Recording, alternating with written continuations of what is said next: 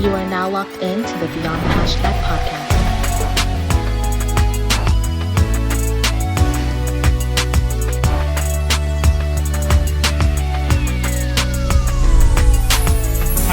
BTHPOD. Hello, and welcome back to Beyond the Hashtag. We're here, part 2, with our episode with Henoc Mukendi. Check out part 1. The link's in the description below, where Henoc shared a lot about his story, loads of the trials and tribulations that he went through in sort of the academy, in just going from club to club, and all the issues that you spoke about, mental health, and sort of landing at where you are, not in the game at all, but still trying to have an influence from sort of the outside into the game to help the younger generation and the younger players. So Henoc, thanks again for sharing your story in part 1, bro. No problem. Thank you. I appreciate it, man. In this part of the episode, we're going to talk a lot about, again, some of the topics that we speak about on Beyond the Hashtag and we try and champion, which is ultimately solutions towards discrimination within football and on a wide range of aspects. So, I mean, first of all, as we're recording, we're coming towards the end of Black History Month. So by the time you guys listen, Black History Month will be long gone, but which is fine, because I mean, half the point of Black history and any kind of history in general is to talk about it on a regular basis. So I don't just want to release the episode and focus it on Black History Month, because, it's something that should be done on a consistent basis. So, I mean, what are some of your thoughts on Black History Month in terms of your experiences of it? And then especially, let's say, from 2020 to 21, where 2020 after George Floyd, everyone was like, oh my God, Black History Month. Let's look at all the Black people now. And then 2021 now, I've seen some elements where some companies have sort of kept the same energy, but it's been a big drop off in terms of the energy and the thought that has been given towards Black History Month this year. So I'll give you the floor, bro. It's definitely been a massive drop off with the majority of companies that were last year championing Black History Month, talking about change and opportunities and diversity and all these things. And this year it's just been non-existent, nothing, you know what I mean? And it's basically a lot of companies or people showing the true colours, really, and they're only doing it for profit or if it benefits them at the time. But for me, with Black history, I don't particularly focus on one particular month, because a lot of the things that we speak about in terms of oppression and discrimination and racism, we still go through that till this very day, you know Absolutely, what I mean? yeah. So for me, it's an everyday thing where if there's an opportunity to educate someone on something, I will do it, whether it's March, May, April, October, November. wherever, So I don't get me wrong, it's obviously good that it gets highlighted in the media and stuff like that for October. But for me, I think for the simple fact that, don't get me wrong, obviously, us as Black people, we're not nowhere near as oppressed as we were 50, 60 years ago, under certain laws and stuff like that. But it's clear to see, and if anyone disputes that, then obviously they've got their own agendas, that we are still discriminated against and oppressed oppressed that in a lot of ways, you know what I mean? Institutionally, more so. Institutionally, so if we was to bring that towards football, I think we spoke about it before off camera. Like I said, for me, Black history is every day a Black history, a Black education and progression, really. How do we progress beyond racism? How do we progress beyond just putting Black people in positions because they're Black, token, because they're good at that job as well, you know what I mean? So for example, one of the stats that I find crazy, that's just in the Premier League itself, a third of players are Black. That's just mad. in the Prem. That's mad. But how many Black managers has there ever been in the Prem? Yeah, you can probably count on two hands, maybe even one. Yeah, in the history of the Premier League, which is 30 plus nearly years, 30 years. Yeah. How many Black managers has there ever been in the Premier League? How many Black coaches, first team coaches, chairman, Black chairmans, sporting directors, directors of football, even down to how many Black physios? You know what I mean? Just the representation, because I know plenty, you know what I mean? Even coaches, I know plenty out there. And grassroots and lower levels, but it's just the opportunities to then progress on to the elite levels is not really there. Because I'll even use another example, so 4 players that were elite players in their playing careers, played for some of the biggest clubs in the world, won Champions Leagues, Premier Leagues, and all sorts of trophies. So it's going to be Frank Lampard, Ashley Cole, Steven Gerrard, and Sol Campbell. Yeah. All played for England, all won major trophies with the clubs. Yeah. Like, you know what I mean, some of the best in their positions and their generation, you know what I mean, the world. Yeah, they were the golden generation of the golden English football, generation, exactly. So Steven Gerrard considered one of the best midfielders ever. Same thing with Frank Lampard. They both retired. Gerrard's now at Rangers. Lampard got a job at Derby in the Champ, and then now Chelsea. in Chelsea. Gerrard is doing a smashing job at Rangers. Fair play to him. Lampard did a good job at Derby. Obviously, Chelsea was maybe a step too far. But then you get Ashley Cole, who can't get he's got all the qualifications, but he can't get offered a managerial job anywhere. I think he's assistant at England under 21s now. Yeah, so he's now become assistant manager at England under 21s now. But that took some time. Before that, he was a coach at Derby after playing. Yeah. Sol Campbell couldn't even get League One clubs to be interested in him. He was Macclesfield manager in the conference or something, or Southend in League Two. You know what I mean? These are all elite players with the same qualifications, but what's the difference between those two and the other two? You know what I mean? No, absolutely. Like, why aren't they getting? There's plenty of clubs that lose managers here and there, but then there'll always be psychology managers at the likes of Sam Allardyce and Alan Pardew and, you know what I mean? Tony Pulis and all that. Yeah.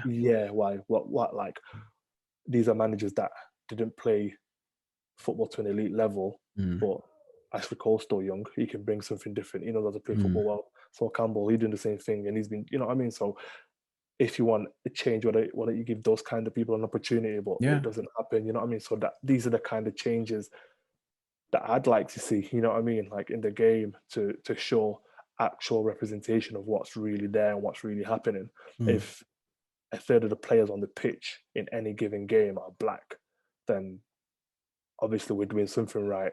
Like, but it should be that should be reflected throughout everything, really. As you go higher, the higher you go. So I think that's something that I'm definitely passionate about, because then that helps as well going forward with when the certain decisions are being made and they're not being made out of bias. For your colour and stuff like that, and they're going to be made fairly and out of basically facts, as many facts as possible. So no, absolutely, bro. And just touching on the managerial example, because on one of the previous pods that we've had, I recorded with Kevin Harper, who was when he became manager of Albion Rovers in Scotland. It was in like 2018.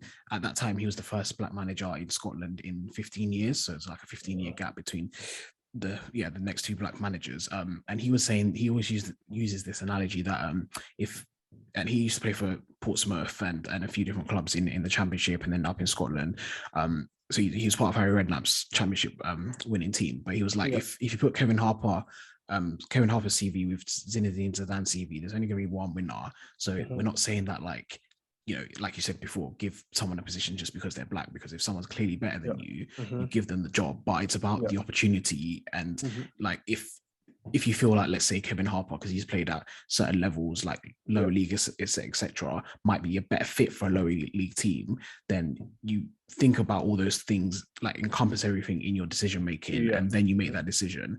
And but then also you still, like, let's say the club is League One, so you think, okay, Kevin Harper's played at those kind of levels, he understands the football a bit more.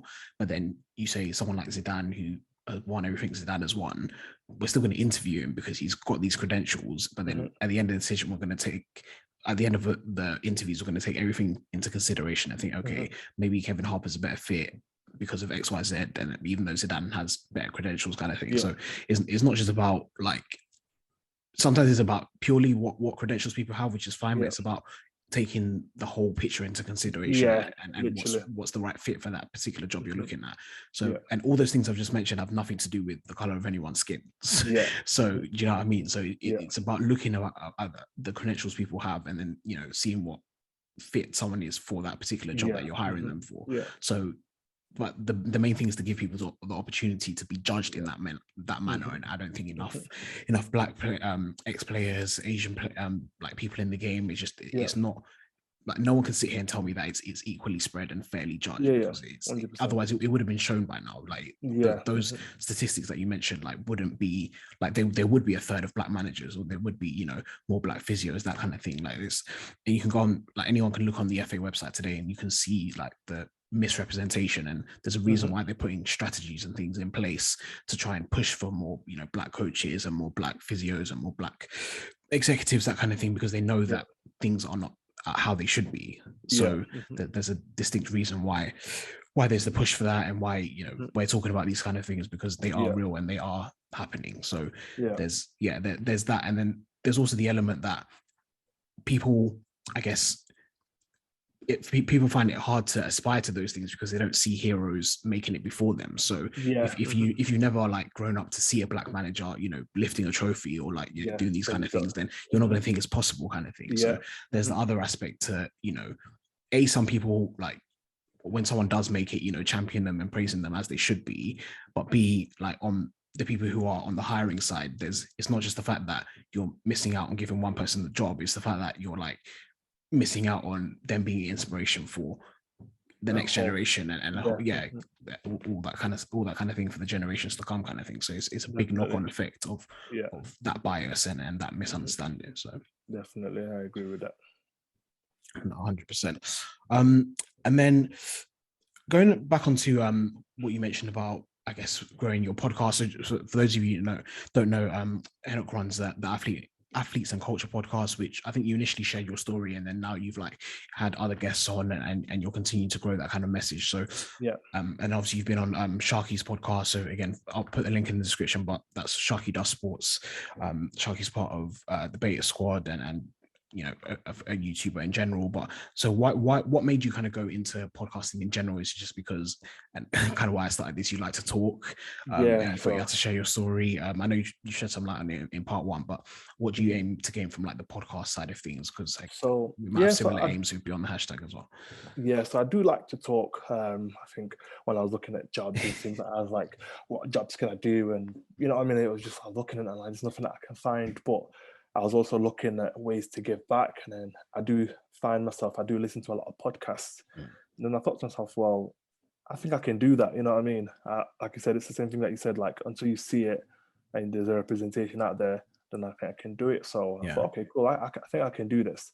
And then one of my friends had been asking me to come on his podcast for a while to share my story. And at the time, I still wasn't very sure on whether to do it or not.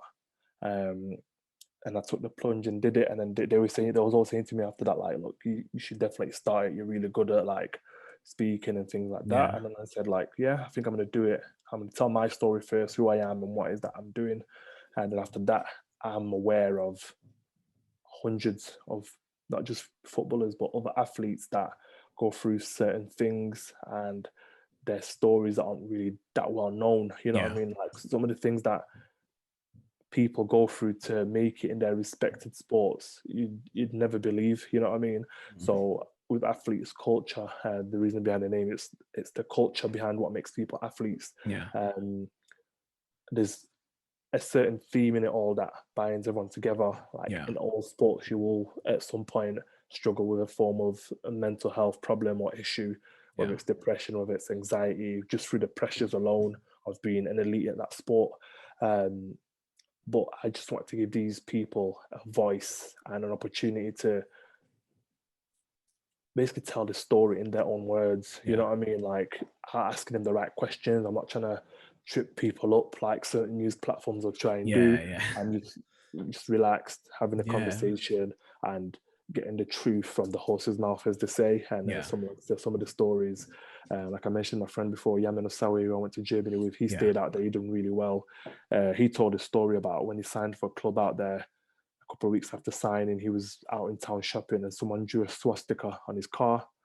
So it's crazy. We had one of the other lads on. He talked about how when he was at Norwich, the manager didn't basically the first team manager didn't want to give him a professional contract. They went for the meeting room, they told him that he's not going to get a deal. And as he was leaving, getting to Scarborough to drive off, his academy managers ran outside, stopped him from driving, and told him that he's made this first team manager change his mind and give him basically a 1-year deal. Wow. So like these things are stuff that you'll never hear about At all, yeah. they happen. You know what I mean? So I'm just trying to give the athletes a voice to speak on, to talk about their stories, whatever that is that they want to talk about, any concerns, any ambitions, and things like that. Just out there on a platform that basically champions them and is for them. You know what I mean? So. No, absolutely, bro. And yeah, listeners will put Henoc's podcast in the link below, because I definitely recommend it. I've caught a couple of episodes as well, and it's powerful. And I didn't even realize as well that you wanted to go beyond that with the kind of football consulting thing and really like put that into a specific framework, because that's just like, because podcast is one thing, you kind of like have a platform and share it, but then the fact that when you mentioned football consulting, I was like, wow, like you really want to like have an official role to really like give back and really have that direct role to people in the game, which I think is brilliant, bro. So because I think with a lot of people, they tie themselves down to being like just a football agent or but I'm like, even as a football agent, a lot of people, they don't really understand the role of an agency, especially if you're, because there's certain agents that literally they just have their clients as youth team players, you know what I mean, as kids and stuff like that. So it's a 360 role. As a player, you train every single day, you know what I mean? So your agent should be in touch with you a couple of times a week, I'd say. But there's players that I've spoken to over the last couple of weeks saying they've not spoken to the agents in 2 months. Not spoken to the agent in 6 weeks, and to me, I'm like, how does that work? That person works for you, you know what I mean? So for me as a consultant, I'm probably going to get my agency badges very, very soon, just so I'll be able to do that kind of work as well. But I'll be basically what you call a football consultant. So whether it's working with clubs themselves about how they can, because I've got certain ideas that I think should be put in place in terms of helping kids that don't make it, because there's thousands. I've got friends that never signed pro, and it took them years to like get back on the feet, and some that are still struggling now from it worse than I ever did. You know what I mean? Because they thought this was going to be everything for them, and then when they didn't get that first pro contract, it just broke them. You know what I mean? I was looking to get the first pro contract, but it was the next step that kind of broke that me. mess. You know what I mean? So like, I also want to give a platform or opportunities and chances to those that don't make it as pros, you know what I mean? Whether it's a pathway back into football or like pathways into careers and stuff like that, because that's one thing you don't get taught, how to get jobs or what transferable skills you take from football into the real world, is because there's plenty, you know what I mean? But then like what kind of jobs you can do and what it takes to do these jobs, you know what I mean? So I think that's something that, like I said, as a football consultant, I'm willing to speak about with clubs, with the FA, with the PFA, with the Premier League, absolutely, with the football league, so all the way down the leagues, all the way down, literally, because it happens. Like I said, these organizations are billion-dollar organizations, like the FA, hundreds of millions, the Premier League billions, the football league hundreds of millions, and never mind the clubs. You know what I mean? The clubs are their own, like So there's so many organizations in the UK alone, and the amount of money involved, all it'll take is a small amount to just make sure that the players are looked after properly, you know what I mean, with a bit of duty of care. And I think if that's done right, what you'll then see is better quality football, you know what I mean? Then absolutely. So if your head is in the right place and your head is fine and you're sorted, then you will perform, you know what I mean, ultimately. So that's what, like, they're like I said, as a football consultant, it's not just working for players or with players, it's also advising clubs on like best practice and things like that. So at the moment I'm taking like courses on how to, obviously I've got my own ideas and my own ways, but like actual accredited courses on how to build motivation in players, how to deal with players with anxiety, or how to basically the best ethical practices for this, for that, you know what I mean? So you're just getting the professional like backing behind what your ideas already. Exactly. So that's one thing that I'm looking to go into as well, and I think that will also help the equality side of it, because like I said, growing up in the area that I grew up in, there was like, it was a very multicultural area, so I had a lot of Somali friends, Asian friends. Like, although I mentioned before that a third of players in the Premier League are black, I grew up around Asian kids that are really good at football. Same. Yeah. Somali kids that are really, really good at football. Me and Yeah. Sharky was talking about this. Like, there's plenty, but it's just the opportunities Bro, aren't literally. there. And these are things that, even though it's not like the Asian community is not my community, I'm still passionate about that because then that's what true equality is. Like, I want people to get all the right opportunities based for the talent that you've got. You know what I mean? Like, if you're good enough, then you should get those opportunities. So I think a lot more definitely needs to be done. Obviously, it's all good and well having the conversations. Don't get me wrong. I applaud that and I encourage that, but we also need a lot more action behind it. That's what it is, bro. For me, like I said, I've got my podcast and I'm talking, but behind the scenes, I'm doing this, I'm doing that, I'm doing my actions, and I'm trying to actually do things that I think will improve the game long term. You know what I mean? So I think that's kind of like where I'm at the moment with my career. And like I say, whether it's like forms of discrimination or just like I think everything, if we talk about it and then we come up with an actual actionable plan on how to deal with these things, and because I don't think there's ever been that, you know what I mean? There's obviously always like adverts and like let's wear the t-shirts and bro, I hate that. Like I hate like obviously the certain organizers like kick it out and stuff. I don't really know too much about what they do. And if they do a lot, they should come out and show us exactly what it is that they do. You know what I mean? All I hear all the time is just statistics of how many people get racially abused. And like, it's just the same thing for years. Like, we need a conversation and then the action behind it. And then show us the results from those actions. You know what I mean? Conversation, action, results. Conversation, action, results. And that's how I think we'll be able to deal with it, whether it's racism, whether it's discriminations of any sorts. It's the conversation, the plan, the action, and the results. You know what I mean? Because then the results will show if the plan and the action was successful or not. If there wasn't, we change the plan again and then we go again. And we do the action and we do the results. But at the moment, it's just a lot of conversation going on. It's a lot of hot air. I won't lie to you. Yeah, literally. So that's where I look at it and I'm like, I know it's going to be very difficult, but that's basically the kind of change that I'm trying to get across. You know what I mean? So.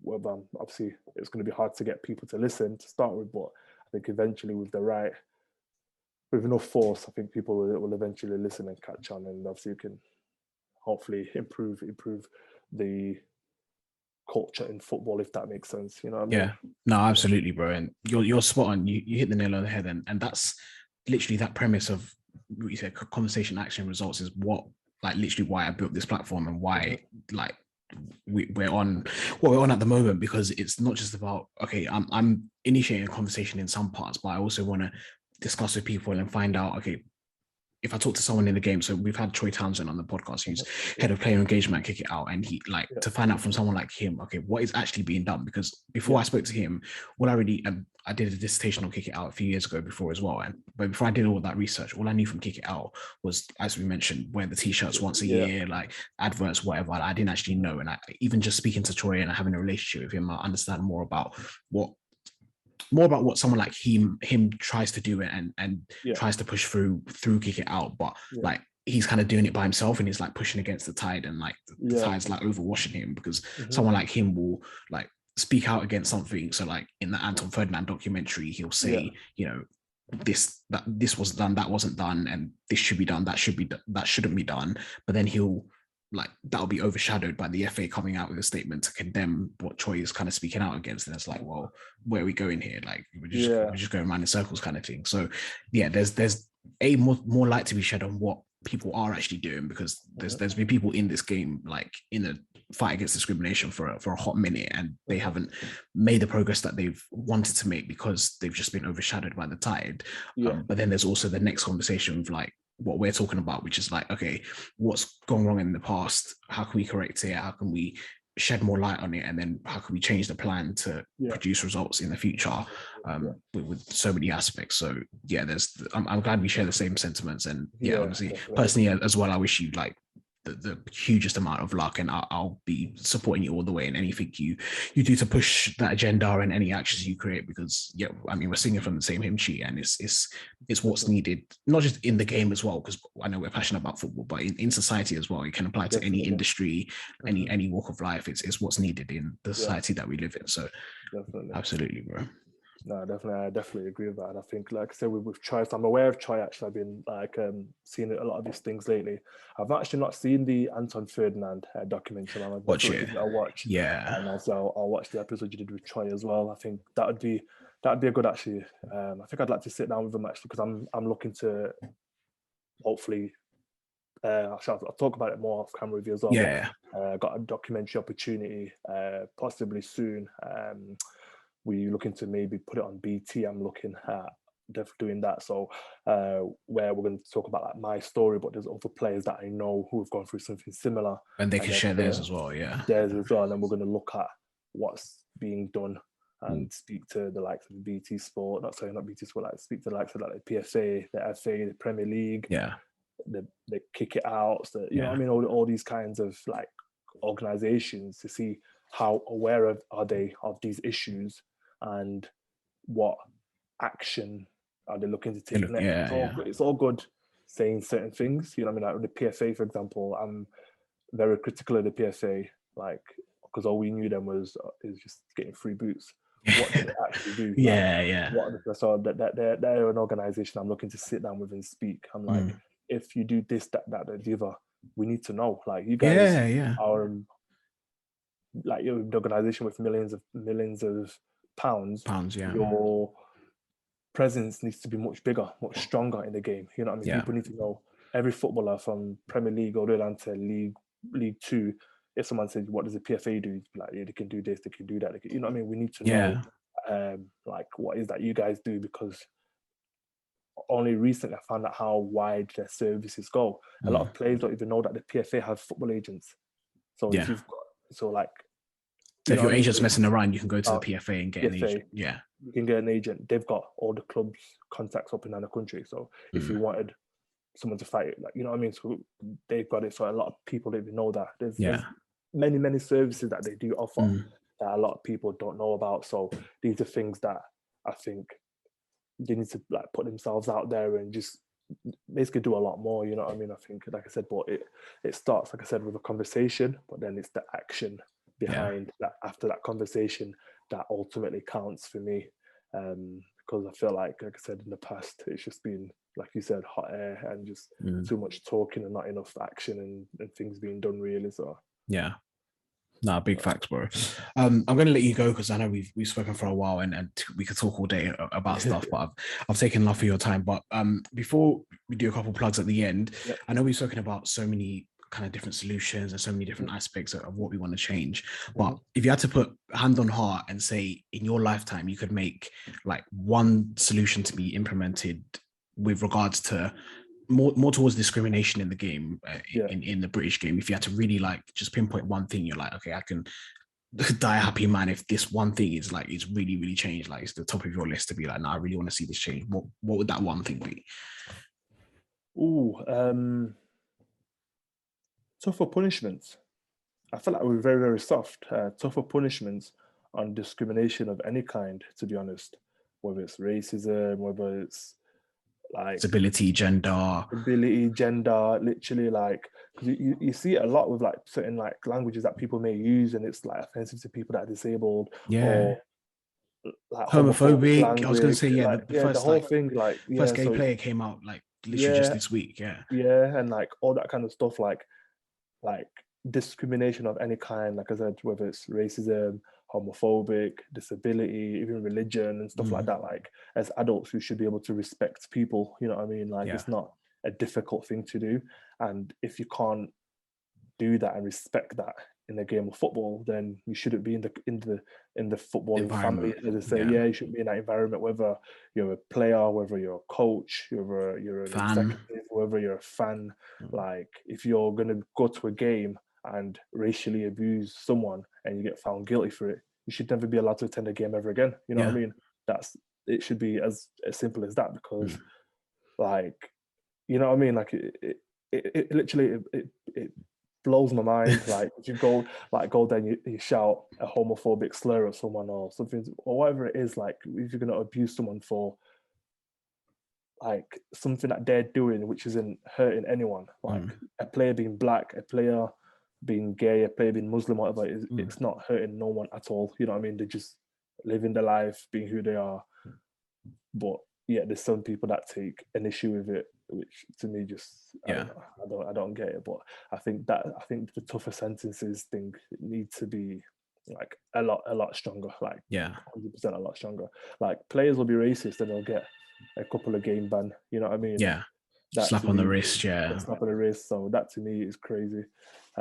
Like players should be banned for literally a whole year, 6 months, whatever. Like you get tougher sentences for missing a drugs test than you do for racially abusing someone. Literally. Like I don't get it. It's crazy. Always use the example as well. Like Bentner, like revealed like a betting like brand on his like underwear. Like Nicholas Bentner, this is like ages ago, and he got like hundreds and hundreds of thousands like pounds fine, like for I don't know if he got banned, but he definitely got just a huge fine. And then like a player will be found, you know, guilty of racial abuse and will get like, you know, we've seen the punishments that UEFA give out, or like, you know, just the lack of it. And it's ridiculous. Like when it's to do with basically a lot of it comes out to money. I'm not going to lie to you. Like when money's involved, then that's when punishments start to get tougher. But when it's like when it's discrimination, then because it like doesn't really have a direct financial impact, like people kind of like skirt around it. Look at how quickly everyone came together for the ESL thing. Every time, single time. Literally, that really baffled me.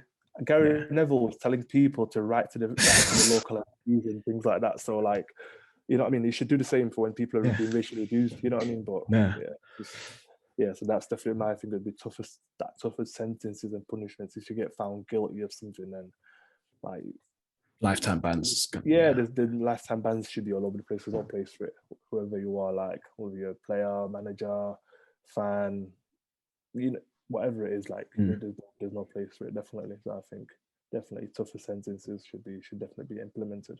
Yeah, no, 100%. I think that's a good, especially short term as well. That's something that could be implemented as a straight consequence to the problem, and then afterwards is when you deal with like education and all those kind of wider things. Where it's the consequence when you start off with. There is steps moving forward, I guess, because like we've seen in 2021, like the first person to be convicted for social media abuse, like to do football, happened. So I think there's like little steps we're making like here and there kind of thing, but we're like so far away from like climbing the mountain. So it's like we recognize what we've done, but like we're like, okay, the mountain is still like, you know, 10 foot tall. So yeah, it's mad. But bro, Henoc, thank you so much once again for your time, for all your insights, your reflections, just everything you shared on the pod. I'm sure myself and the listeners will really, really appreciate you. I'm going to put all your socials in the description below, if that's all right. Your Instagram, LinkedIn, all that good stuff. Link to the Athletes and Culture podcast as well. Guys, check that out, because I know Henoc's going to be sharing a lot more amazing stories, and you can check out his own and all the other people within the game whose stories he's going to share. But yeah, for now, I'll leave you guys. I'll bid you a good day, a good evening, wherever you are in the world. Thank you for tuning in. Thank you for engaging with Beyond the Hashtag. And yeah, every day we keep trying to break the generational chains of discrimination, one goal at a time. Peace and blessings.